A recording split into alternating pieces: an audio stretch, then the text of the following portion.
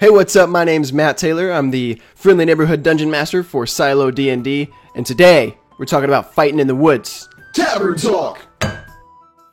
Okay, so we're not actually talking about fighting in the woods. We're actually talking about a product that you can use so that your players can fight in the woods good and do other stuff good too. As with all my product reviews, I do not get paid whatsoever to do the review, and all opinions expressed by me are purely my own, with the intention of transferring some helpful knowledges from myself from one DM to another. So the product in question this time around is Quick Encounters Woods Wagon Train. Bit of an odd title if you ask me. I would want to call it Woods Wagon Trail based on the artwork of the pack, but it is a map pack available on the Roll20.net marketplace, and is a collection of map artwork that you can use as battle maps, and in my opinion that's best used as random encounters, best used for random encounters that happen in the forest or on the road. There are 8 unique maps included in the pack and about 3 variations to each map, and there are 34 total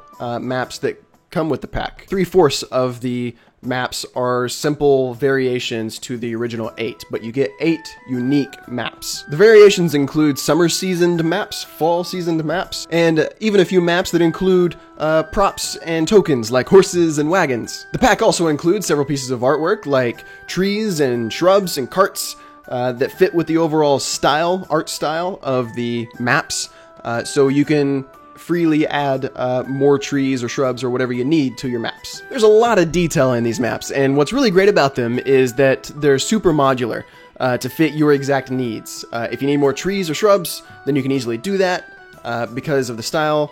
You can also go on to Google, and if there's something else that you need that the map pack doesn't come with, you can search for the thing that you need along with the term Dungenie, and you can find several kinds of options for the kind of thing that you're looking for, be it benches or tents or whatever it is that you can include into this style of map making. To add to the map, personally, I use Photoshop. You can also use GIMP as a free photo editor, or if you're using Roll20.net as your virtual tabletop, you can edit your maps there. Now you might be thinking, if I can just search for different kinds of trees or rocks or wagons, all kinds of different objects, and download those for free myself, couldn't I just build these exact maps for myself for free? And the answer is yes, you certainly can. But the question is not whether you can build these for free by yourself, it's whether you should build these for free by yourself. As with everything I use as a utility, as a dungeon master, the value of a thing that I purchase is how much time it saves me. This map pack is $4.99 on the Roll20.net marketplace. Even if you don't use these just as they come and you need to add more things to them, if you need to edit them, you still start with a very detailed base layer to build upon. And for this to not be worth your time, you would have to make everything that this comes with in 2.5 minutes. I don't know about you, but and maybe you can build it in 2.5 minutes. I would say that I certainly can't, and for the majority of people out there that fit in the bell curve, I would say that you also probably can't build this in 2.5 minutes in any photo editor or on Roll20. Based on market standards for map packs and artwork like this, $4.99 seems to be a very competitive, at least, price point for this kind of product. So if you're anything like me, then you're always looking for ways that you can get the most out of the things that you purchase. And one of the things that I've been doing is using Photoshop. I've been taking all of these maps and adding like a night filter over the top of it, and I now have nighttime versions of all this stuff. Nighttime versions I feel like could have easily been included in this map pack. They don't come there, but like I said, using Photoshop and probably GIMP, it's really easy to turn the scene into a nighttime scene. Something else I like to do is crop the images and only use a portion of the map itself.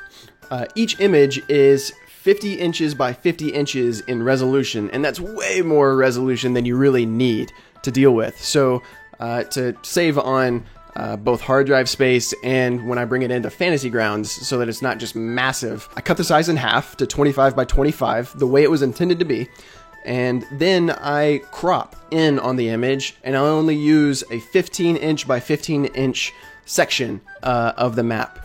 And what this does is, if I play my cards right, then I can get up to 5 or more completely unique battle maps from each one of these maps. Doing this, you can get 40, 50, 60 unique battle maps to throw random encounters onto. So the reason I cut it down to 15 by 15 is because with random encounters, in my opinion, they rarely extend beyond that, at least from my experience.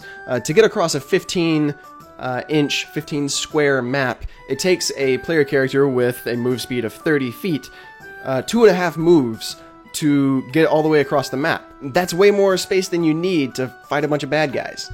Unless it turns into a chase, in which case I wouldn't even use a map for that anyways. Just kick it into Theater of the Mind gear. Whether you're using these maps on a digital platform like Roll20 or Fantasy Grounds, or printing them out for your physical table, your players are sure to enjoy fighting on these maps. I know mine do. Wow, this is exactly how I envisioned it. That's crazy. Zoom! you guys look across as you see this man in heavy plate armor just tank stomp across this bridge. Hauling ass. Just more to explore. I don't want to explore here anymore, you guys. I don't like it. That's it for the review. Thanks for checking it out with me. And if this helped you out in any way, please consider liking and subscribing here on YouTube. And check me out on Twitter for D&D banter and musings. Thanks again, and good luck on your adventures.